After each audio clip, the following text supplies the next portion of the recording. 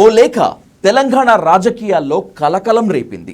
అలాగే దేవుడి చుట్టూ దెయ్యాలున్నారు అనేటువంటి ఓ స్టేట్మెంట్ అసలు ఓ ప్రశ్నని సమాజం మీదకు విసిరేసి సమాధానం వెతుక్కోమంటోంది. కోవట్టులు ఉన్నారు అని ఒకరంటే వాళ్ళు ఈ పార్టీకి చెందినటువంటి కోవట్లు అని చెప్పి కేటీఆర్ చేసినటువంటి ప్రకటన ఇప్పుడు బీఆర్ఎస్లో ఏం జరుగుతుంది, ఏం జరగబోతుంది అనేటువంటి అంశంపైనే ఇప్పుడు హాట్ టాపిక్ అయితే నడుస్తుంది. అసలు నిజంగా బీఆర్ఎస్లో జరుగుతుందా, జరిగేదంతా ఫ్యామిలీ డ్రామానా? ఒకవేళ నిజంగా సంక్షోభమైన ఫ్యామిలీ డ్రామా అయిన తెలంగాణ ప్రజలకు, తెలంగాణ సమాజానికి ఏమన్నా ఉపయోగం ఉందా, ఉంటుందా అనేటువంటిదే హాట్ టాపిక్. ఇదే టాపిక్ పై ఇన్ డెప్త్గా డిస్కస్ చేద్దాం. Let's invite senior journalist, Telangana ఉద్యమకారులు, తెలంగాణ విఠల్ గారు అంటూ the dial news hot seat with Vijay సాధు. విఠల్ గారు నమస్తే. నమస్కారం విజయ్ సాధు గారు, ఎలా ఉన్నారు? సార్ బాగున్నాను sir, after long time. Thank you so much for the hot seat sir. Thank you. 1 week నుంచి మొత్తం అంతా కూడా లేక, నిన్న కవిత గారి స్టేట్మెంట్, ఈరోజు కేటీఆర్ గారి ప్రెస్ మీట్ మొత్తం అంతా కూడా నడుస్తుంది సార్. సార్ దీని ఇంపాక్ట్ ఎలా ఉంటుంది అనేటువంటి డిస్కస్ చేయబోయే ముందు, రాజకీయాల్లో అసలు లేఖలు ఉంటాయా, ఉంటే లేఖలకి ప్రాధాన్యత ఉంటుందా? ఇంతకుముందు కవిత గారు రాసినంత లేఖ అంత ముసలం సునామీ సృష్టించిందా? చాలా మంచి ప్రశ్న అడిగారు మీరు. లేఖలు జనరల్గా మనకి తెలిసిన లేఖలు లీవ్ లెటరు స్కూల్ ఏజ్లో, కాలేజ్ ఏజ్లో లీవ్ లెటర్ ఉంటుంది. లవ్ లెటర్ టీనేజ్ ఏజ్లో ఉంటుంది. లీవ్ లెటరు, లవ్ లెటర్ కాకుండా రాజకీయ పార్టీలు, ప్రతిపక్ష పార్టీల నాయకులు, అధికారంలో ఉన్న వాళ్ళకి, ముఖ్యమంత్రికో ప్రధానమంత్రికో బహిరంగ లేఖలు రాస్తుంటారు. కానీ ఇక్కడ కవిత గారు రాసిన లేఖ గురించి చర్చించే ముందు, అసలు తెలంగాణ రాజకీయాల్లో లేఖలు ఎక్కడి నుంచి స్టార్ట్ అయినాయంటే, నా వయసు 47 ఏళ్ళు. నేను 2001 జర్నలిస్ట్గా తేజ టీవీలో పనిచేస్తున్నప్పుడు, క్యాంపస్లో ఉన్నప్పుడు కేసీఆర్ గారు డిప్యూటీ స్పీకర్గా ఉంటూ చంద్రబాబు నాయుడు గారికి ఒక లేఖ రాశారు. తెలంగాణలో రైతులు ఆత్మహత్యలు చేసుకుంటున్నారు, కరెంటు కష్టాలు, బషీర్బాగ్ కాల్పులు ఫైరింగ్ జరిగిన తర్వాత ఆ నేపథ్యంలో తెలంగాణ ప్రజల కష్టాలు, ఆంధ్ర పాలకులు చేస్తున్న నిర్లక్ష్యము, ముఖ్యంగా విద్యుత్ ఛార్జీలు పెంచడము, దానివల్ల తెలంగాణ రైతాంగము బోర్లు ఎట్లా నష్టపోతుందనే లేఖ రాసి, ఆ లేఖతోటే ఇక డిప్యూటీ స్పీకర్ పదవికి రాజీనామా చేయడము, టీడీపీ పార్టీకి రాజీనామా చేయడము, సిద్దిపేట ఎమ్మెల్యేగా రాజీనామా చేయడము.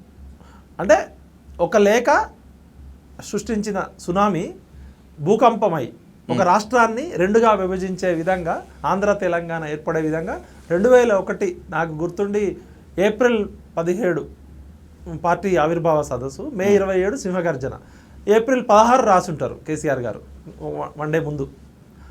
అంటే సరిగ్గా 24 సంవత్సరాల క్రితం రాసిన లేఖ చంద్రబాబు నాయుడు గారు ఆ లేఖను లైట్గా తీసుకోవడం, అక్కడ నుంచి పరిణామాలు, ఆ రోజు కేసీఆర్ని పిలిచి మంత్రి పదవి ఇవ్వడమో, లేకపోతే కేసీఆర్తో రాజీ పడి ఉంటే ఇలా ఆంధ్ర తెలంగాణ అనే 2 రాష్ట్రాలు విడిపోయేటియా, విడిపోవా? అంటే లేఖ వెనకాల ఒక సునామీ, ఒక భూకంపం కేసీఆర్ గారు సృష్టించారు. మరి కరెక్ట్గా 24 సంవత్సరాల తర్వాత కేసీఆర్ గారి కూతురు స్వయంగా కేసీఆర్ గారికే లెటర్ రాసి, ఆ రోజేమో చంద్రబాబు నాయుడు గారు ముఖ్యమంత్రిగా ఉన్నప్పుడు టీడీపీ పార్టీ నుంచి డిప్యూటీ స్పీకర్ పదవికి రాజీనామా చేసిన లేఖ, త్యాగాలతో కూడిన లేఖ. కేసీఆర్ గారు రాసిన లేఖకి ఎందుకు ఆ విలువ ఉందంటే, డిప్యూటీ స్పీకర్ పదవి వదిలేసిండు, ఎమ్మెల్యే పదవి వదిలేసిండు, తెలుగుదేశం పార్టీ ప్రాథమిక సభ్యత్వానికి వదిలేసి ఒక తెలంగాణ రాష్ట్ర సమితి అనే ఒక ఉద్యమాన్ని 52లో మొదలైన ఉద్యమాన్ని ఎత్తుకున్నాడు. కాబట్టి కేసీఆర్ రాసిన లేఖ భూకంపము, సునామీ సృష్టించింది. కవిత గారు రాసిన లేఖ టీ కప్పులో తుఫాను కూడా కాదు. భూకంపము, సునామీ అనేది పక్కకు పెట్టండి. ఎందుకంటే ఆ లేఖ సారాంశం ఏంటో ఒకసారి మీరు చదివితే మనం విశ్లేషిద్దాం. విఠల్ గారు, మీరు అన్నట్లుగానే లేఖలో ఉన్నటువంటి ముఖ్యాంశాలని ముందు డిస్కస్ చేద్దాం. ఈ 6 పేజీలతో ఉన్నటువంటి బహిరంగ లేఖలో కవిత గారు పాజిటివ్స్ చెప్పారు, నెగిటివ్స్ చెప్పారు. సార్, పాజిటివ్స్ని తీసిపెట్టి ముందు నెగిటివ్ మాట్లాడటం ఏమి అంటే, పార్టీలో ఉన్నటువంటి లోపాలని ఆమె ముఖ్యంగా ఎత్తి చూపించింది. ముఖ్యంగా రేవంత్ రెడ్డి గారి పేరు ప్రస్తావించకుండా తిట్టం అనేటువంటిది తనకు నచ్చింది అని చెప్పింది. And by the same way Urdu వక్ఫ్ బిల్పై సరిగ్గా మాట్లాడలేదు, ఇది చాలా విచారకరము. అంటే బీజేపీ వాయిస్ని ఎందుకు మీరు ఇంత నెగిటివ్గా మాట్లాడలేదు? అండ్ బై ద సేమ్ వే తెలంగాణ తల్లిని మార్చడము, తెలంగాణ గీతాన్ని మార్చడము, వెర్షన్ని మార్చడం కూడా ఆమెకు నచ్చలేదని చెప్పింది. అలాగే ముఖ్యంగా 2001 నుంచి, అంటే పార్టీ ఆవిర్భావం నుంచి మీతో పాటు నడిచినటువంటి వాళ్ళలో ఈ బీఆర్ఎస్ పునరంకిత సభలో మీతో మాట్లాడే అవకాశం కల్పించి కనుక ఉంటే బాగుండేదని అనిపిస్తుంది. అంటే సీనియర్స్కి, వెటరన్స్కి మీతో పాటు కలిసినట్టు నడిచిన వాళ్ళకి ప్రాధాన్యత ఇవ్వలేదు అని చెప్పి ఆమె స్పష్టంగా చెప్తోంది. ఇంకొక థింగ్, రాబోయేటువంటి రోజుల్లో బీఆర్ఎస్ బీజేపీ పొత్తు పెట్టుకుంటారని కాంగ్రెస్ బలంగా ప్రచారం చేస్తుంది. నిజంగా గత సార్వత్రిక ఎన్నికల్లో అదే ప్రచారంతో బీఆర్ఎస్ ఓటమి పాలైందంటూ చాలామంది చెప్తూ ఉంటారు. దీనిపై మాట్లాడటం ఆమెకు ఖచ్చితంగా నచ్చలేదు. ఆమె క్లియర్గా మెన్షన్ చేశారు విఠల్ గారు, ఎందుకంటే నేను పర్సనల్గా సఫర్ అయ్యాను, మీరు బీజేపీ బీఆర్ఎస్ అలయన్స్ గురించి కరెక్ట్గా మాట్లాడకపోవడం అనేటువంటిది, గట్టిగా మాట్లాడుంటే బాగుండేది అనేటువంటిది చెప్తోంది. And by the same way last but not at all least, ఇంతకుముందు ఉన్నటువంటి ఆరోపణే కొన్ని సందర్భాల్లో నిజం కూడా, పార్టీలో ఉన్నటువంటి మిగతా సీనియర్స్కే మీకు అపాయింట్మెంట్ దొరకట్లేదు, మీతో కలవటం చాలా ఇబ్బంది అయిపోతుంది, దీన్ని చాలా విపరీతమైనటువంటి ప్రచారం చేస్తున్నారు, ఇది నాకు పర్సనల్గా సఫరంగా అవుతుందని చెప్పి మళ్ళీ చెప్తుంది. ఇది లేఖలో ఉన్నటువంటి ముఖ్యాంశాలు. అంటే ముందుగా అసలు కవిత గారు ఎవరు, కవిత గారి గురించి మనం ఈరోజు ఇంత ఎందుకు చర్చించాల్సి వస్తుంది? కవిత గారు ఎవరు అంటే కేసీఆర్ గారు కూతురు. మిగతా ఎంపీ ఎమ్మెల్యే ఎమ్మెల్సీ కన్నా పక్కకు పెడితే ఒక తండ్రి కూతురుకి లెటర్ రాసింది. ఆమె లెటర్ రాయాల్సిన అవసరము జనరల్గా ఏ ఇంట్లో అయినా, ఇప్పుడు తండ్రితో కలిసి చెప్పొచ్చు, ఫోన్లో చెప్పొచ్చు, ఒకవేళ తండ్రి పర్మిషన్ ఇవ్వకపోతే తల్లి ద్వారా పంపొచ్చు, అన్న ద్వారా పంపొచ్చు, ఏ రకంగా చెప్పొచ్చు. అవును, కవిత గారికి కేసీఆర్కి మధ్య రిలేషన్ దెబ్బతిన్నది అనే విషయం ఇక్కడే అర్థమవుతుంది లేఖ రాయటం ద్వారా. ఇప్పుడు లేఖ రాయాల్సిన అవసరం ఏమొచ్చింది? లేఖ కవిత గారు రాసిందనే కదా మనం ఈ చర్చ చేసేది, అంతే. వేరే వాళ్ళు రాసిన లెటర్ కాదు కదా, కవిత గారు కూడా ఒప్పుకున్నారు. అవును, లేఖ ఎందుకు రాయాల్సి వచ్చింది? అది కూడా తండ్రికి ఒక కూతురు. జనరల్గా అక్కడ నుంచి ఒక తండ్రికి కూతురు రాసిన లెటరు బయటకు ఎట్లా లీక్ అయింది? లేఖ ఎందుకు రాయాల్సి వచ్చింది, దాని మీద ప్రజలకు రావాలి ఆన్సరు. కేసీఆర్ గారికి స్వయంగా కూతురు రాసిన ఒక సీక్రెట్ లెటరు ఎవరు లీక్ చేశారు, ఎందుకు లీక్ చేశారు, కావాలని లీక్ చేశారా, దాని వెనకాల ఏమైనా కుట్ర ఉందా? థర్డ్, ఆమె కవిత గారు లెటర్లో నాకు చాలా మిత్రురాలు, పాత మిత్రురాలు, కొన్ని విషయాలు మనం ఆఫ్ ద రికార్డ్ మాట్లాడొద్దు కాబట్టి ఆ లేఖ వరకు తీసుకుంటే ఆమె ప్రస్తావించిన విషయాలు, ఏం విషయాలు ప్రస్తావించింది, ఎందుకు ప్రస్తావించింది? ఫస్ట్, లెటర్ రాయడం అనేది వాళ్ళిద్దరి మధ్య, ఒక తండ్రి కూతురు మధ్య ఉండాల్సినంత సున్నితమైన సృహోద్భావ వాతావరణం లేకపోతేనే లెటర్ రాసింది అని అనుకోవాలి. ఎందుకంటే కమ్యూనికేషను అనేది డైరెక్ట్ కమ్యూనికేషన్ ఉంటుంది. తండ్రి బెడ్రూమ్లో అర్ధరాత్రి పడుకున్నా కూడా బాపు డాడీ లేచి అని చెప్పచ్చు. వాళ్ళిద్దరి మధ్య అంత ప్రేమ ఉన్నది. కేసీఆర్ గారు ఇష్టపడేది జనరల్గా కవిత గారు ఇష్టపడేవారు. మరి ఎందుకు దెబ్బతిన్నది అనేది అది వాళ్ళిద్దరి మధ్య వ్యక్తిగత విషయం, అది మనకు తెలియదు. మనం ఎంత చర్చ చేసినా వేస్ట్ అది, ఎందుకంటే వాళ్ళిద్దరికి మాత్రమే తెలుసు. ఓకే. సెకండ్ వచ్చేసి, ఆ లెటర్ ఎవరు లీక్ చేశారు? ఆమె స్వయంగా సీక్రెట్గా తండ్రికి మాత్రమే రాసిన 6 పేజీలు లేక మరి 6 పేజీలు ఎందుకు రాసిన, 3 పేజీలు ఎందుకు రాయాలి? లక్కీ నెంబరు ప్రతి చోట కేసీఆర్కి 6 రాస్తారే కరెక్ట్ అనుకుందా అంటే అది ఒక టైంపాస్ డిస్కషన్. ఇక్కడ కూడా 6 పేజీలు అంటే నాకు నవ్వు వచ్చింది. కేసీఆర్ గారికి ఇష్టమైన పేజీ 3 పేజీలో 4 పేజీలో 7 పేజీలో రాయాలి, 6 పేజీలే రాసి. అది పక్కకి పెడితే లీక్ చేసింది ఎవరు?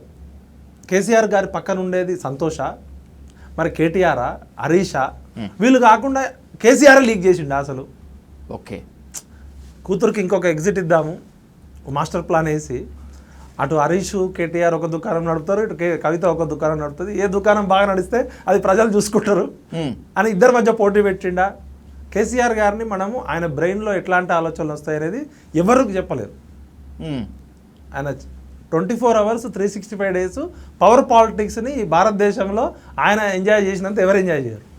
ఓకే, మైండ్ గేమ్లో ఆయనని దగ్గరుండి చూసిన ఒక తెలంగాణ మాదిగా నాకు తెలుసు. కాబట్టి ఆ లెటర్ ఎవరు లీక్ చేసిరు అనేది తెలవాలి, లెటర్ ఎందుకు రాసిరు అనేది కవిత గారికి కేసీఆర్ గారికి తెలవాలి. లేకపోతే ఇది పొలిటికల్ డ్రామానా అసలు? ఇప్పుడు టీఆర్ఎస్ అనే పార్టీ అయిపోయింది, టీఆర్ఎస్ పార్టీ అయిపోయింది, భూస్థాపితం చేసిరు వీళ్ళే, బీఆర్ఎస్ వచ్చింది. ఓకే, బీఆర్ఎస్ అవసరము తెలంగాణ సమాజానికి ఉందా? అసలు బీఆర్ఎస్ గురించి చర్చించాల్సిన అవసరం తెలంగాణ ప్రజలకు ఏముంది? భారత రాష్ట్ర సమితి కదా, అవును, తెలంగాణ రాష్ట్ర సమితి కాదు కదా. తెలంగాణ ప్రజలు 60 ఏళ్ళు కొట్లాడి ఓ 1200 మంది చచ్చిపోయి, అప్పుడు 52 నుంచి ఇప్పుడు తీసుకుంటే లక్షల మంది ఎన్కౌంటర్లు, రక్తతర్పణమైనది. అసలు తెలంగాణ రాష్ట్ర సమితి బీఆర్ఎస్ ఎందుకు మారింది? బీఆర్ఎస్ వచ్చినాక ఈమె ఈ కొట్లాటల కోసం కాదు కదా ప్రజలు. దీనిలో ప్రజలకు పనికొచ్చే టాపిక్ ఏముంది? ఇలా మొత్తం మీడియా ఎజెండాగా చేస్తుంది కదా. కవిత గారి గురించి మీడియా గంటలు గంటలు చర్చలు చేయడం వల్ల సామాన్య మానవుడి జీవితంలో కానీ తెలంగాణ ప్రజల జీవితంలో ఏమైనా మార్పు వస్తుందా?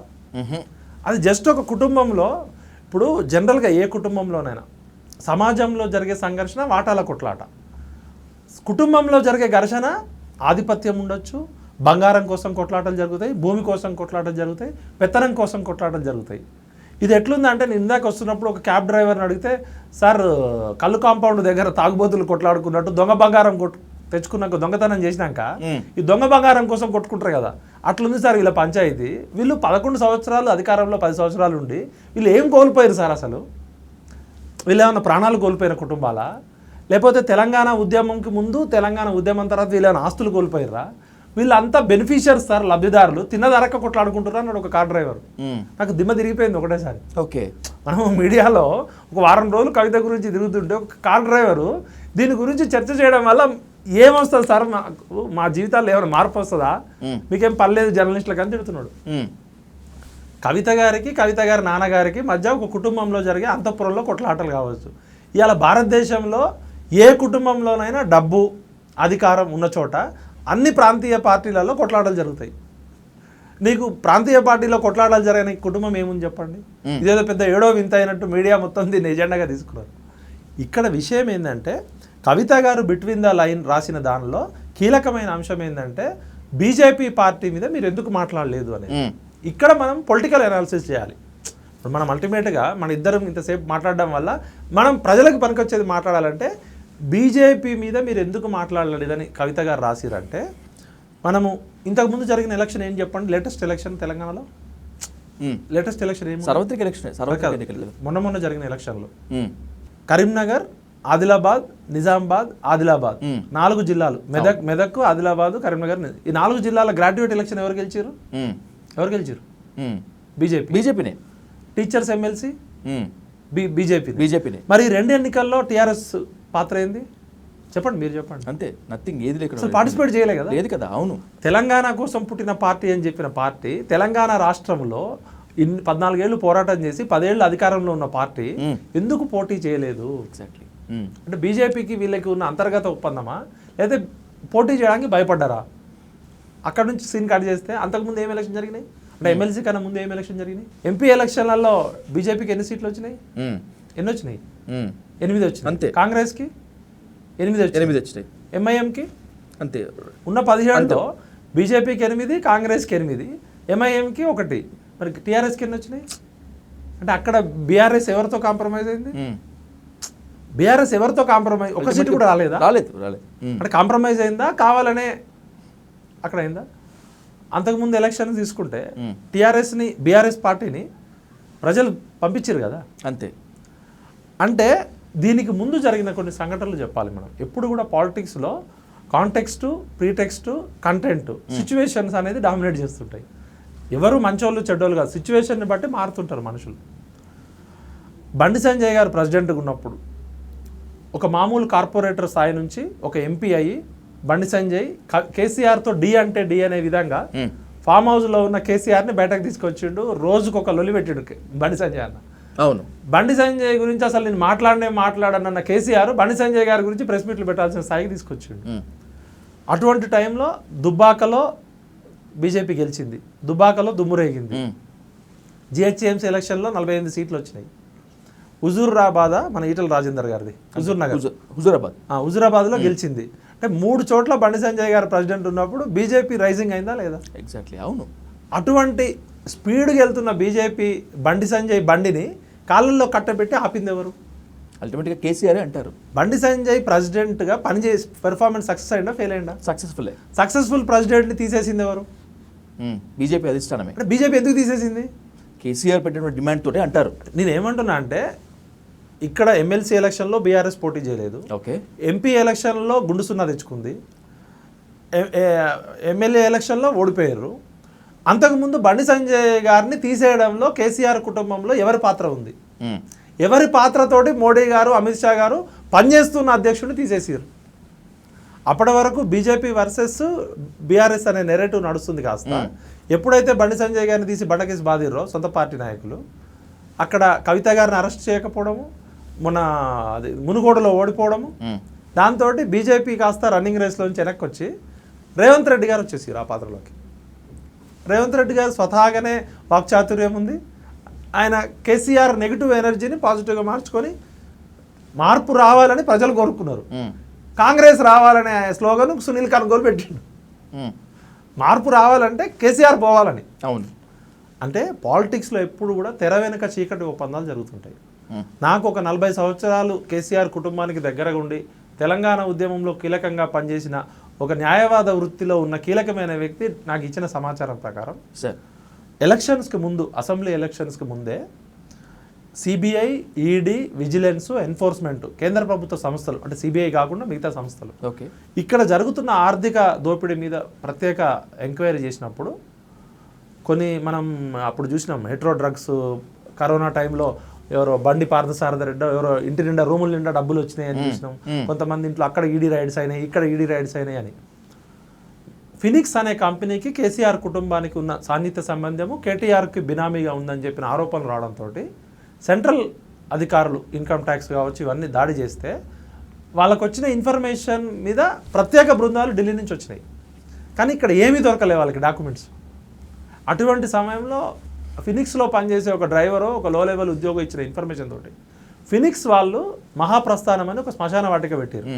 ఆ శ్మశాన వాటికలో ఎలక్ట్రికల్ ఏమంటారు శ్మశాన వాటిక మొత్తం కాల్ చేసినాక ఇంగ్లీష్లో దాన్ని వర్డ్ అంటారు కదా శ్మశాన క్రిమేషన్లో మొత్తం శరీరం అంతా కాలిపోయినాక బూడిద కొంతమంది దాచుకుంటారు కదా, వాళ్ళు వచ్చి కాశీకి తీసుకుపోవాలి. ఆ బూడిద దాచుకునే లాకర్లలో నాకు సమాచారం ఇచ్చిన వాళ్ళు అత్యంత విశ్వసనీయమైన వాళ్ళు, గౌరవప్రదమ వృత్తిన వాళ్ళు, నిజాయితీ గల వాళ్ళు. వాళ్ళు చెప్పిన దాని ప్రకారం వాళ్ళు ఓపెన్గా నాతో చెప్పమన్నారు కూడా.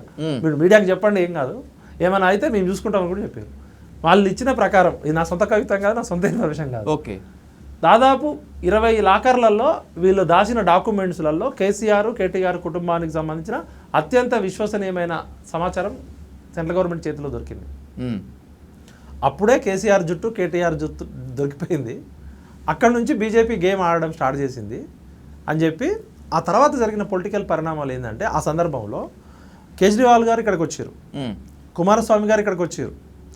ఇంకొకటి ఈ కేసీఆర్ గారు అన్ని రాష్ట్రాల బీజేపీ కాకుండా ఉన్న అన్ని రాష్ట్రాల నాయకుల దగ్గరికి, ముఖ్యమంత్రుల దగ్గరికి చార్టర్డ్ ఫ్లైట్లు వేసుకొని వెళ్ళారు.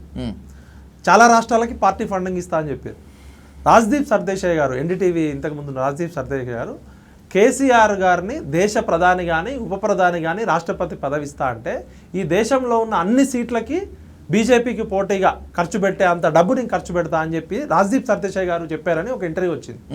అంటే ఈ దేశంలో అన్ని రాజకీయ పార్టీల దగ్గర కావాల్సినంత డబ్బు నేను ఇస్తా, పోటీ చేస్తే అన్ని సీట్లకి నేనే ఫండింగ్ చేస్తా అని చెప్పిండని రాజ్దీప్ సర్దేశాయ్ గారు చెప్పిందని వచ్చింది మనకి. రాజ్దీప్ సర్దేశాయ్ గారు అయితే ఒక విలువ, క్రెడిబిలిటీ ఉన్న జర్నలిస్ట్. అంటే ఇంత డబ్బు వీళ్ళు ఉత్తరప్రదేశ్ ఎందుకు పోయారు, మమతా బెనర్జీ దగ్గరికి ఎందుకు పోయారు, వీళ్ళు పోని రాష్ట్రం లేదు, ఎక్కని ఫ్లైట్ లేదు, దిగని ఫ్లైట్ లేదు, లక్నో ములాయం సింగ్ యాదవ్ దగ్గరకు అందరికీ. ఆ పరిణామ క్రమంలో టీఆర్ఎస్ నుంచి బీఆర్ఎస్ అయింది. బీఆర్ఎస్ భారత రాష్ట్ర సమితి మహారాష్ట్ర రాజకీయాల్లో ఎలిపెట్టింది. కర్ణాటకలో కుమారస్వామి వచ్చిండు. కుమారస్వామికి కేసీఆర్ గారికి జరిగిన ఒప్పందం, కేసీఆర్ దగ్గరున్న వాళ్ళు చెప్పిన సమాచారం ప్రకారం 600 కోట్ల రూపాయలు ఫండింగ్ కేసీఆర్ గారు ఇస్తా అని చెప్పారట కుమారస్వామి గారి పార్టీకి. అది సెంట్రల్ గవర్నమెంట్ ఐబీ ద్వారా బీజేపీ హైకమాండ్కి తెలవడంతో ఎప్పుడైతే కేటీఆర్ జుట్టు, కేసీఆర్, వీళ్ళ హరీష్ రావు వీళ్ళ కథలు తెలిసినాయో 600 కోట్లు ఎట్లాగూ కుమారస్వామికి ఇస్తా అన్నాడు ఇది కర్ణాటకలో. ఆ 600 కోట్లు వీళ్ళు తెలివిగా బలవంతంగా మహారాష్ట్రకి డైవర్ట్ చేశారు. ఆ వెహికల్స్, ఆ పోలీస్ వెహికల్స్ ఎస్కాట్ తోటి 600 కోట్లు మహారాష్ట్రలో ఖర్చు పెట్టించి ఎన్సీపీ పార్టీని వీకెండ్ చేసిరని వాళ్ళు చెప్పిన వాళ్ళ సమాచారం. ఇది ఏది కూడా నా సొంత కవిత్వం కాదు, నాకు ఇన్ఫర్మేషన్ ఇచ్చిన వాళ్ళ యొక్క విశ్వసనీయత, వాళ్ళు ప్రజలకు చెప్పమని చెప్పారు కాబట్టి నేను చెప్తున్నా. ఇది నా వాళ్ళ యొక్క క్రెడిబిలిటీ. సందర్భము, సమయం వచ్చినప్పుడు వాళ్ళని కూడా తీసుకొస్తాను. ఎందుకంటే ఆఫ్ ద రికార్డ్ చెప్పారు, నాకు నన్ను చెప్పమని చెప్పారు ఒక జర్నలిస్ట్. కాబట్టి నేను తెలంగాణ ప్రజలకు చెప్తున్నా. అంటే ఎప్పుడైతే ఇది జరిగిందో కేజ్రీవాల్ ఒకవైపు కేసీఆర్ గారు మిగతా రాష్ట్రాలకు ఎక్స్పాండ్ అవుతున్నాడు. కేసీఆర్ గారికి స్వతహాగా ఇంగ్లీష్ భాష మీద పట్టుంది, హిందీ మీద పట్టుంది, ఉర్దూ మీద పట్టుంది. స్వతహాగా సొంతంగా తెలివితేటలు ఉన్న పొలిటీషియన్. ఆయన out of the box politics చేయగలడు, ఏ సిచ్యువేషన్ అయినా అనుకూలంగా మార్చుకోగలడు. అలాంటి పొలిటీషియన్ మిగతా రాష్ట్రాలకు ఎక్స్పాండ్ అయితే కష్టం అని చెప్పి కాంగ్రెస్ పార్టీని ఎట్లయినా కొట్టవచ్చు, కానీ మేము ఈ రీజనల్ పార్టీస్ డబ్బు, లక్షల కోట్ల రూపాయల డబ్బున్న పార్టీ కాబట్టి కేసీఆర్ని తెలంగాణకే పరిమితం చేయాలనే కుట్రలో బీజేపీ ఒకవైపు కేసీఆర్తో గేమ్ ఆడుతూనే, ఇంకోవైపు కేజ్రీవాల్ గారు పంజాబ్లో పెట్టడము, గోవాలో పెట్టడము, ఆయన కూడా ఎక్స్పాండ్ అవుతున్నాడు. కాంగ్రెస్ పార్టీని మేము ఎట్లయినా కొడతాం, ఇటు కేసీఆర్ని అటు కేజ్రీవాల్ని కంట్రోల్ చేయాలనే భాగంలో కేజ్రీవాల్ కోసం పన్నిన వలలో కవిత గారు చిక్కుకున్నారు. Okay, exactly sir. ఇప్పుడు కవిత గారు చేసినటువంటి ఇంకొక స్టేట్మెంట్, నాన్న దేవుడే కానీ దెయ్యాలు ఉన్నాయని చెప్పింది. అంటే ఆ లేఖ లీక్ అవటంలో భాగంగానే దాన్నే కాస్త మారుస్తూ కేటీఆర్ కోవట్టులు ఉన్నారు, వాస్తవమే కాంగ్రెస్ కోవట్టులు ఉన్నారు అని చెప్పన్నారు. దెయ్యాలని కోవట్లని అటు కవిత గారి స్టేట్మెంట్ ఇటు కేటీఆర్ స్టేట్మెంట్ని ఎలా చూడాలి అసలు? జనరల్గా ఎక్కడైనా దేవుడు ఉన్నాడు అన్నప్పుడు దేవుడికి భక్తుడికి మధ్య పూజారి ఎవరో ఉంటారు. ఇప్పుడు దేవుడు అంటే దేవుడు గుడిలో విగ్రహమే కదా, అంతే. విగ్రహం డైరెక్ట్ మాట్లాడదు కదా, పూజారే మాట్లాడుతుంటాడు ఆ మంత్రాలు చదువుతూ. భగవంతుడికి భక్తుడికి మధ్య అంబికా దర్బార్ భక్తి లాగా కేసీఆర్ గారికి కూతురికి మధ్య ఎవరు మరి అంబికా దర్బార్ భక్తి? సంతోష, కేటీఆర్? మరి దయ్యాలు ఉన్నాయని లెటర్లో రాశారు. కవిత గారు చాలా ఇంపార్టెంట్ విషయం మిస్ అయ్యారు. ప్రజలకి ఆ దయ్యాలు ఎవరనేది చెప్పాలి కదా. ఎగ్జాక్ట్లీ, ఆమె చెప్పకపోయి ఉండొచ్చు. ఇక్కడ మీరు అంశాలు ఏంటంటే, కవిత గారు తెలంగాణ ప్రజలకు అన్యాయం జరుగుతుందనే కోణంలో కేసీఆర్ గారు దేవుడే, ఆయన చుట్టూ దయ్యాలు ఉన్నాయని లేఖ రాసినప్పుడు నిజంగా పార్టీని కాపాడుకోవాలి అనుకుంటే, కేసీఆర్ గారికి చెప్పాలనుకుంటే ఆ దయ్యాలు ఎవరో చెప్పాలి కదా. దయ్యాలు చెప్పకపోవడం అంటేనే అది పొలిటికల్ లేఖ అని, అక్కడ నిజాయితీ లేదు. ఓకే, కోవట్లు ఉన్నారని చెప్పారు కవిత గారు కూడా, బారాసోలో కోవట్లు ఉన్నారన్నారు. మరి ఆ కోవట్లు ఎవరో కూడా చెప్పాలి కదా. కవిత గారి నిజాయితీ ఎక్కడ బయటపడుతుందంటే, ఈ దయ్యాలని నువ్వు ఇన్ని రోజులు ఎందుకు భరించినవు? చింతపరికి పెట్టి చింతపడకలు కొట్టాలి కదా. ఇంకోటి, కేసీఆర్ గారికి చాలా యాగాలు పూజలు చేసే అలవాటు ఉంది కదా, ఆయన కూడా గుర్తిస్తారు కదా ఈ దయ్యాలని. మరి కేసీఆర్ గుర్తించలేనంత దయ్యాలకి మరి కవిత గారు ఏమన్నా యాగం చేస్తారా, క్షుద్ర పూజలు చేస్తారా, లేకపోతే ఈ దయ్యాలను పట్టించే మాంత్రికులు చేస్తారా? 1200 మంది ప్రజల రక్త త్యాగంతో వచ్చిన తెలంగాణ ఇది. మీ కుటుంబము త్యాగధనులు కాదు, లబ్ధిదారులు. 52లో మొదలైన ముల్కీ ఉద్యమం నుంచి, వీర తెలంగాణ సాయుధ పోరాటం నుంచి మొదలైన ఈ తెలంగాణలో ప్రతి ఊర్లో రక్తం బొట్టుంది, మట్టి రక్తంతో తడిసింది. మీరు నడమంత్రపు సిరి నరం మీద పుండు ఆగనీయవు. నడమంత్రపు సిరితోటి 100,000 కోట్ల రూపాయలు సంపాదించి ఇవాళ ప్రతి ఒక్కరి దగ్గర కేసీఆర్ కుటుంబాల దగ్గర 100,000 కోట్లు ఉన్నాయి. ఇది తెలంగాణ పంచాయతీ కాదు. ఏదో అంటారు చూసిర్రా, ఆ మాట నేను అనకూడదు కానీ కొట్టుకుంటున్నారు అన్నట్టు ఏదో అంటారు కదా తెలంగాణలో. వీళ్ళు ఏమన్నా ప్రాణాలు కోల్పోయిన స్వాతంత్ర సమరయోధులా, లేకపోతే జైల్లోకి వెళ్ళి ఆస్తులు కోల్పోయిన వాళ్ళ? తెలంగాణ పోరాటం ద్వారా లబ్ధి పొందిన వాళ్ళు వీళ్ళు. ప్రజలేమో చచ్చిపోయారు 1200 మంది, 40 లక్షల మంది నిరుద్యోగులు రోడ్డున పడ్డారు. 52 నుంచి మొదలైన తెలంగాణ ఉద్యమంలో త్యాగాలు ఘనంగా ఉంటాయి, ప్రజలై త్యాగాలు, పోరాటాలు ఘనంగా ఉంటాయి, ప్రజలై రక్తతర్పణం ప్రజలది. ఏ నాయకుడు ఇంట్లో ఎవడు చచ్చిపోలే తెలంగాణలో, ఏ నాయకుడు ఇళ్లలో కేసులు కాలే, ఏ నాయకుడు సంవత్సరాల తరబడి జైళ్ళల్లో ఉండలే, ఏ నాయకుడు తన ఆస్తులు అమ్మలే. ఒక తెలంగాణ విటలుగా, తెలంగాణ ఉద్యమకారుడుగా, తెలంగాణ మట్టి సాక్షిగా చెప్తున్నా, తెలంగాణ ప్రజల అమాయకత్వాన్ని, ఆవేశాన్ని మీ క్షుద్ర రాజకీయకి వాడుకుంటే మీరు ఎక్కడ స్టార్ట్ చేసారో అక్కడే పొందబెడతారు మిమ్మల్ని. మీ పరిధిలో మీరు ఉండండి. తెలంగాణ అనేది ప్రశ్నించేటోడిని, పోరాడేటోడిని, త్యాగధనుల వెనక ఉంటుంది, స్వార్థపరుల వెనక లబ్ధిదారుల కుటుంబం ఇది కేసీఆర్ కుటుంబం. కేసీఆర్ గారు తెలంగాణ పార్టీ పెట్టిండు, తెలంగాణ ప్రజలు త్యాగం చేసిర్రు, అంతవరకు ఓకే. కేసీఆర్ కొడుకు, కూతురు, అల్లుడుగా మీ పాత్ర పరిమితమైందే. కాలం గొప్పది. కాలాన్ని మీరేదో మీరు ఎక్కువ ఊహించుకుంటే, పొట్టోడిని పొడుగోడు కొడితే పొడుగోడిని పోషమ్మ కొట్టినట్టు మీ జీవితాలు ఎక్కడ మొదలైనవి, మీ ఆస్తులేంది, మీ జీవిత శైలేంది, మీరు ఇవాళ ఏ జీవితం గడుపుతున్నారో గుర్తు తెచ్చుకోండి. తెలంగాణ ప్రజల మంచితనాన్ని వేసుకుంటే బండకేసి బాధ్యత మళ్ళీ లేవని కూడా లేవరు, గుర్తుపెట్టుకోండి. ఇది మొత్తం కేసీఆర్ కుటుంబానికి తెలంగాణ ఉద్యమకారుల తరపున వార్నింగ్ ఇస్తున్నాను నేను. మీ పరిధి తెలంగాణ ఉద్యమం తెచ్చిర్రు, టీఆర్ఎస్ పార్టీ పెట్టిర్రు, అంతవరకు అయిపోయింది. మీ 14 ఏళ్ళు మీ నాన్నగారు నడిపిర్రు, 10 ఏళ్ళు మేము అధికారం ఇచ్చినాం, లక్షల కోట్ల రూపాయలు సంపాదించుకున్నారు. బీఆర్ఎస్ పార్టీ పెట్టిన రోజే మీ కుటుంబానికి, కేసీఆర్ గారికి తెలంగాణ గురించి మాట్లాడే నైతిక అర్హత కోల్పోయిన మీరు. నేను కేసీఆర్ గురించి మాట్లాడుతున్నా, కవిత గురించో కేటీఆర్ గురించో కాదు. నా 25 ఏళ్ల జీవితాన్ని కోల్పోయినా. మా నాన్నగారు తెలంగాణ ఉద్యమంలో 69లో పార్టిసిపేట్ చేశారు. మా అల్లుడు కేసీఆర్ గారు ఖమ్మం జైల్లో A1 అయితే మా అల్లుడు A2. మా కుటుంబం 3 తరాల నుంచి తెలంగాణ కోసం మేము ప్రాణం తప్ప అన్ని ఇచ్చినాం. ఇలాంటి తెలంగాణ కోసం కాదు. నేను పెద్ద పీకుడు గాని కాదు. 1200 మంది చచ్చిపోయారు. చచ్చిపోయిన వాళ్ళ త్యాగాల ముందు మీ త్యాగాలు ఎంత, మీ జీవితాలు ఎంత, మీ బోడి, మీ విలువ ఎంత? అసలు ప్రాణత్యాగం కన్నా మీరు గొప్పలా? ఏం త్యాగం చేసిరమ్మా మీరు? కేసీఆర్ అనే వ్యక్తి తెలంగాణ ఉద్యమంలో పార్టీ పెట్టిండు, ముఖ్యమంత్రి అయిండు. ఆయన ఇచ్చిన దానికి 100 రెట్లు తెలంగాణ ఇచ్చింది. మీ కేర్ ఆఫ్ అడ్రస్ ఏంది? మీరు ఎక్కడి నుంచి వచ్చిర్రు? మేము జైళ్ళల్లో ఉన్నప్పుడు మీరు ఎక్కడ ఉన్నారు? అమెరికాలో. మీరు అమెరికాలో ఉద్యోగాలు చేసుకుంటున్నారు. ఏ మాటకు ఆ మాట చెప్పాలి. హరీష్ రావు అనే వ్యక్తి కేసీఆర్ గారితో మంచి చెడు ఉద్యమంలో స్టార్టింగ్ నుంచి ఉన్నాడు. ఓకే, కేటీఆర్ గారు కవిత గారు నాకు మంచి మిత్రులే, కానీ దూత్ కా దూత్ పానీ కా పానీ, ఇది వాళ్ళ కుటుంబ సమస్యగా కాదు. తెలంగాణ ప్రజలు త్యాగధనుల వెంట ఉంటారు, పోరాటేటోళ్ళ వెంట ఉంటారు, నిజాయితీ పరుల వెంట ఉంటారు, ప్రశ్నించేటోడు వెంట ఉంటారు. వీర తెలంగాణ సాయుధ పోరాటంలో ప్రజలు త్యాగం చేస్తే రజాకారులను ఉరికించి కొట్టిన తెలంగాణ నేల, కొమరం భీం కావచ్చు, మన చాకలి ఐలమ్మ కావచ్చు, దొడ్డి కొమరయ్య కావచ్చు, ప్రాణాలు త్యాగం చేసిన ఎంతోమంది గొప్పల నేల ఇది స్వార్థపరుల నేల కాదు. కేసీఆర్ గారు ఆ రోజు చంద్రబాబు నాయుడు గారు తిరుగుబాటు చేసినందుకు కేసీఆర్ని గొప్పగా చేశారు. బండి సంజయ్ గారు కేసీఆర్ మీద గట్టి కొట్లాడిన కాబట్టి బండి సంజయ్ గారు నాయకుడు అయ్యారు. మన రేవంత్ రెడ్డి గారు కేసీఆర్ మీద గట్టి కొట్లాడితే ఇవాళ నాయకుడు అయ్యిండు. మన అందరూ జర్నలిజంలో మల్లన్న గట్టిగా కొట్లాడిన కాబట్టి మల్లన్నకు గౌరవం ఇచ్చారు. ఇక్కడ కొట్లాడేటోడిదే తెలంగాణ. ఆస్తులు సంపాదించుకుంటాం, పదవులు సంపాదించుకుంటాం, పదవి ఉన్నప్పుడు ఒక రకంగా మాట్లాడతాం, పదవి అయిపోయినాక ఇంకొక రకంగా మాట్లాడతాం. అంటే తెలంగాణ ప్రజలు 1 మినిట్ కూడా స్పేర్ చేయరు.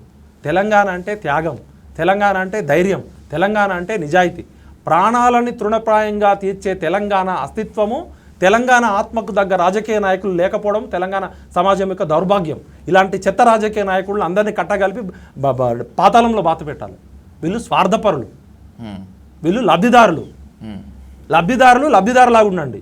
మీ పరిమితికి మించి తెలంగాణ ఆత్మతోటి, తెలంగాణ అస్తిత్వంతో, తెలంగాణ సమాజంతో ఆడుకోవాలని చూస్తే మీరు మళ్ళీ కోలుకోలేని దెబ్బ కొడతారు తెలంగాణ ప్రజలు. నిజాం రజాకారులని ఉరికించి కొట్టిన నేల ఇది. బండెనక బండి ఏ బండిలో పోతావు కొడక, నైజాము సర్కరోడా, నాజీల మించినోడా అని చెప్పి గోల్కొండ కిల్లా కింద గొర్రె కడతామని చెప్పిన వాళ్ళు లక్షల మంది ఇవాళ ఎన్కౌంటర్లలో చనిపోతున్నారు. నిన్న కూడా ఇవాళ 27 మంది చచ్చిపోయారు. ఎవరి కోసం చచ్చిపోయారు? వాళ్ళు ఏ ప్రజల కోసం చచ్చిపోయారు? మీరేమన్నా ఒక రక్తం ఇచ్చిర్రా, మీరు ఆస్తులు ఇచ్చిర్రా? ఏం మాట్లాడుతున్నారు మీరు? ఏం కోల్పోయారు మీరు? మీ కుటుంబము 1,00,000 రెట్లు ఇవాళ జీవితం అనుభవిస్తుంది. ఒక 1000 సంవత్సరాలైనా తెలంగాణ సామాన్య ప్రజలు అనుభవించినంత లగ్జరీ లైఫ్ గడుపుతున్నారు. మీ విల్లాలు, మీ ఆస్తులు, మీ ఫారెన్ అకౌంట్లు, ఇవన్నీ చెప్పుకుంటా పోతే చాలా విషయాలు అయితే. నేను కవిత గారికి ఒక మిత్రుడిగా, ఒక అన్నగా, తమ్ముడుగా నేను ఇచ్చే సలహా ఏంటంటే 10 సంవత్సరాలు కేసీఆర్ గారు అధికారంలో ఉన్నప్పుడు సామాజిక తెలంగాణ రాలేదు, భౌగోళిక తెలంగాణ అన్నారు. మరి నీకన్నా ఎక్కువ పనిచేసిన వాళ్ళు లేరా కవితక్క టీఆర్ఎస్ పార్టీలో? మరి ఆ రోజు బీఆర్ఎస్ పార్టీ పేరు మార్చినప్పుడు నువ్వు ఎందుకు అడగలే? టీఆర్ఎస్ పార్టీ బీఆర్ఎస్ పార్టీ ఎందుకు మార్చినావని అప్పుడు ఎందుకు అడగలే? తెలంగాణ తల్లి పాట రేవంత్ రెడ్డి మాట్లాడినప్పుడు అమరనాథ్ దీక్ష ఎందుకు చేయలే నువ్వు? రైట్, విఠల్ గారు, ఒక ఇంపార్టెంట్ క్వశ్చన్ తోటి ఈ సెషన్ ఇంటరాక్షన్ ముగిద్దాం. ఎందుకంటే కేసీఆర్ కుటుంబానికి మీరు చాలా సన్నిహితులు, చాలా దగ్గరగా చూశారు. ఉద్యమపరంగా వాళ్ళు ఏమి త్యాగాలు చేయనప్పుడు మేము జైల్లోకి పోయి త్యాగాలు చేస్తే వచ్చింది. 2001లో చెంచల్ కూడా రికార్డు తీయండి, నాతో పాటు 13 మంది జైలుకు పోతే కేసీఆర్ అనే వ్యక్తి పార్టీ లేసింది. రైట్, మీకు ఇంత స్థాయిలో తెలంగాణ ఉద్యమం పైన పట్టు, తెలంగాణ ఉద్యమంలో చాలా క్రియాశీలక పాత్ర పోషించారు కాబట్టి అడుగుతున్నాను. ఈరోజు కవిత గారు ఇచ్చినటువంటి స్టేట్మెంట్ ప్రకారం, అంటే కేసీఆర్ గారి చుట్టూ దెయ్యాలు ఉన్నాయనేటువంటి ఒక స్టేట్మెంట్ ప్రకారం డయల్ న్యూస్ ఒక పోల్ నిర్వహిస్తే దాంట్లో 70% ఆఫ్ పీపుల్ సంతోష్కి ఓటు వేశారు, ఈయనే దెయ్యం అని చెప్పి. సరే, వాళ్ళ అభిప్రాయాలు ఏ విధంగా ఉండొచ్చు, మా పోల్ ఒపీనియన్ ఎలాగైనా ఉండొచ్చు.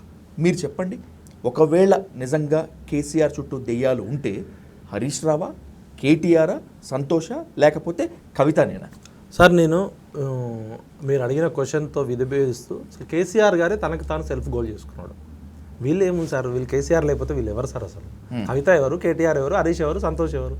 కేసీఆర్ గారే తన ఎక్కడో లైన్ తప్పిండు కాబట్టే ఈ ప్రాబ్లం వచ్చింది. కుటుంబ పెద్ద లైన్ తప్పితేనే కుటుంబం గాడి తప్పుతుంది. అక్కడ దయ్యాలు వచ్చేటట్టు చేసింది ఎవరు? నిజంగా ఆయన దేవుడు అయితే దయ్యాలు ఎట్లా వస్తాయి దేవుడి దగ్గరికి? మనం కామన్ సెన్స్ కదా, దేవుడు దయ్యం ఒకటే దగ్గర ఉండవు కదా. దేవుడు గుడిలో ఉంటాడు, దయ్యం శ్మశాన వాటికలో ఉంటుంది అనుకుంటే. మరి 2 ఒకటే ఉన్నాయంటే మొత్తం దేవుళ్ళని ఉండాలి, మొత్తం దయాలన్నీ ఉండాలి. కాబట్టి నేను కేసీఆర్ చిచ్చాకి ఇప్పటికీ రిక్వెస్ట్ చేస్తున్నా, చిచ్చా ఈ కుటుంబ కథ ఫామ్ హౌస్కే కథం చేయి. ఈ తెలంగాణ మీద రుద్దాలని నువ్వేదో మాస్టర్ బ్రెయిన్ స్ట్రోక్ వేస్తే దిమ్మ తిరిగి బొమ్మ ఏదో అంటారు చూసినావా, ఎవడు కొడితే పండుగాడను. తెలంగాణ ప్రజలు ఒక్కసారి దిమ్మ తిరిగింది అనుకో, మళ్ళీ మీకు బొమ్మ కనబడుతుంది. నీ పరిధి తెలంగాణ తీసుకొచ్చినావు, టీఆర్ఎస్ పార్టీ పెట్టినావు, 14 ఏళ్ళు కష్టపడ్డావు, నీ తెలివితోటి, నీ త్యాగంతో, మంచో చెడో తెలంగాణ తీసుకొచ్చినావు. కేసీఆర్ తెలంగాణ తీసుకొచ్చిన మంచి పేరుతో మీరు రాజకీయాల నుంచి పరుగు ఆపడం కూడా ఒక కళ. మీరు ఇంకా ఎక్కువ ఊహించుకొని ఎక్స్పైరీ అయిపోయిన టాబ్లెట్ డేట్ ఉంటుంది కదా, మన ఇళ్లలో డోలో, పారాసిటమాల్ ఉంటాయి, అవి ఎక్స్పైరీ అయిపోయాక కూడా మనం పడేయం. ఇప్పుడు డోలో పడేయాలంటే ఒక షీట్ నిండి ఉంటుంది, ఎప్పుడైనా పనికి వస్తుంది అనుకుంటాం, కానీ మళ్ళీ డేట్ చూసి వేసుకోబుద్ధి కాదు. కేసీఆర్ గారు కాలం కలిసి వచ్చింది, ఆయన త్యాగం చేసిండు, మంచొచ్చాడో 10 ఏళ్ళు అనుభవించిండు. KCR is a end chapter close. వీళ్ళు ఇంకో జన్మెత్తిన కేటీఆర్, కవిత, హరీష్, సంతోష్ కేసీఆర్ స్థాయికి రారు. తెలంగాణ సమాజానికి వీళ్ళ అవసరం లేదు. కల్వకుంట్ల కుటుంబ అవసరం తెలంగాణ సమాజానికి అవసరం లేదు. ఆ రోజు అవసరం ఉంది. తెలంగాణ ప్రజలు త్యాగాలు చేసి వాళ్ళని నెత్తిన పెట్టుకున్నారు. వీళ్ళు చేసింది లేదు, పొడిచింది లేదు. వీళ్ళు లబ్ధిదారుల కుటుంబం. కల్వకుంట్ల కుటుంబం తెలంగాణ ఉద్యమకారుల 1200 మందిని చచ్చిపోతే ఆ వచ్చిన దానిలోంచి ముఖ్యమంత్రి పదవి, మంత్రి పదవులు అనుభవించి రక్తపు కూడు తిని ఆ 1200 మందిని కూడా గుర్తించని కుటుంబం. మంచి చేసినప్పుడు నెత్తిన పెట్టుకున్నాం. కేసీఆర్ గారు మంచి చేస్తే హ్యాట్స్ ఆఫ్ చెప్పాం. కేసీఆర్ గారు తప్పు చేస్తే 2001లోనే ఆఫీస్ పలకొట్టినాం మేము. కేసీఆర్తో విభేదిస్తూ కేసీఆర్తో కలిసి పనిచేసినాం. ఏ రోజు కేసీఆర్ కోసం పనిచేయాలి, మేము తెలంగాణ కోసం పనిచేసినాం. లగడపాటి రాజగోపాల్ని ఉరికించి కొట్టినాం. చంద్రబాబు నాయుడిని బెల్ట్ బాంబుతో చంపేస్తామని చెప్పినాం. రాజశేఖర రెడ్డి పంచలు కూడా ఎవరి కోసం? కేసీఆర్ అనే వ్యక్తి తెలంగాణకి మంచి చేసినప్పుడు కేసీఆర్ని కాపాడుకున్నాం. కేసీఆర్ తప్పు చేస్తే స్టార్టింగ్ నుంచి ఎన్కౌంటర్ చేసుకొచ్చినాం. తెలంగాణ సమాజం తెగింపు కోరుకుంటుంది, త్యాగాన్ని కోరుకుంటుంది, ధైర్యాన్ని కోరుకుంటుంది, నిజాయితీని కోరుకుంటుంది. నన్ను ఈరోజు చంపేసినా కూడా నేను నిజమే మాట్లాడతా. ఎందుకంటే మాకు బోనస్ లైఫ్, నాకైనా పృథ్వన్నకైనా ఉద్యమకారులకైనా. చనిపోయిన 1200 ముందు పోలిస్తే మా జీవితాలు ఎంత, మేము చేసిన త్యాగం ఎంత, వాళ్ళతో కదా పోల్చుకోవాల్సింది మనము. మీకు ఎంపీ పదవి వచ్చింది, ఎమ్మెల్సీ వచ్చింది, మంత్రులు వచ్చినాయి, ముఖ్యమంత్రులు అయినాయి, సంపద అంతా మీ దగ్గరే ఉంది. స్లిప్పర్లు గతి లేని మీ కుటుంబాలకి చార్టర్డ్ ఫ్లైట్లు వచ్చినాయి కదా. ఈ సంపద అంతా ఎవరిది? దొంగ సొమ్ము కొట్లాడుకోండి. ఇప్పుడు ఆ కార్ డ్రైవర్ చెప్పినట్టు దొంగ సొమ్ము కోసం పంచాయతా? మీ పంచాయతీ దేనికోసం? పవర్ కోసమా, అధికారం కోసమా, లేకపోతే ఆధిపత్యం కోసమా? ఫామ్ హౌస్లో కొట్టుకోండి నలుగురు కలిసి. తెలంగాణ సమాజానికి సబ్జెక్టు పెద్ద ఎజెండానే కాదు, ఇది భూకంపం కాదు, సునామీ కాదు, టీ కప్లో తుఫాను కూడా కాదు. కవిత గారు నిజాయితీగా త్యాగం చేసి అన్నీ మారి తెలంగాణ ప్రజల కోసం ఏమన్నా చేస్తే, ఒక మిత్రుడిగా, ఒక అన్నగా, తమ్ముడుగా ప్రజల కోసం పనిచేస్తే నేను సపోర్ట్ చేస్తాను. మీ స్వార్థం కోసం పనిచేస్తే ఎట్లా ఎండగట్టాలో అట్లా ఎండగడతాం. నేను మొదటోడిని కాదు, చివరిని కాదు. ప్రశ్నే ప్రజాస్వామ్యం, ప్రశ్నే నాగరికత, ప్రశ్నే Telangana. Right. Thank you so much Peter గారు. Thank you much. బాగుంది.